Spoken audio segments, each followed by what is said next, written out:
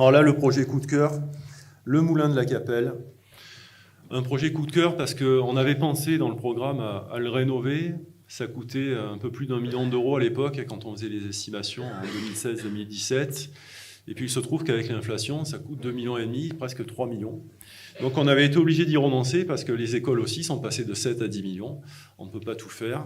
Donc on s'était dit que le moulin de la Capelle, on le gardait dans notre patrimoine, mais qu'on aurait peut-être un jour une opportunité. Écoutez, le destin l'a voulu ainsi, et je remercie M. Duréo, le directeur de Phare 83, dont j'ai fait la connaissance il y a 1 an et demi. On l'a reçu pour notre sujet. On parlait de la problématique médico-sociale de l'Institut médico-éducatif des Morières. Il recherchait un foncier pour construire un local supplémentaire pour leurs activités de jour, pour se rapprocher de la population, des services.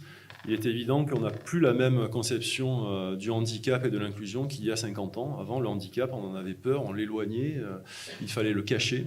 Aujourd'hui, le handicap, on sait qu'on peut obtenir de fabuleux résultats en le mettant en lien avec la population, avec les services administratifs. Là, je pense aux écoles notamment, qui vont être un lien formidable avec cet institut médico-éducatif. Et donc, il nous est venu l'idée de proposer ce moulin. Alors, quand je l'ai proposé, je l'ai dit de façon...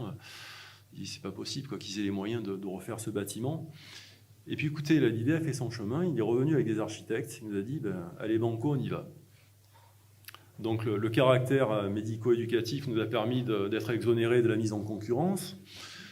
On a présenté ça à la population, il y a eu un très bon accueil de ce projet, ça va être une belle activité, noble. On va avoir un moulin magnifique, aujourd'hui c'est une ruine. Aujourd'hui certes, il y a un coup de peinture sur la façade qui lui donne...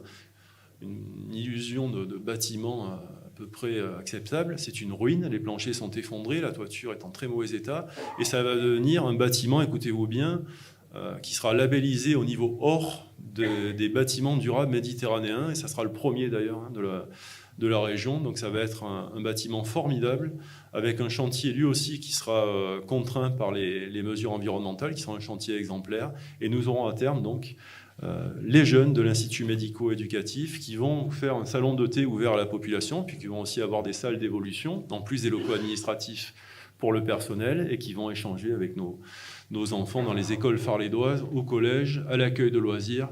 Et j'ai hâte que nous y soyons, puisque les travaux démarrent en mars et ce sera fini 1 an plus tard, en mars 2025.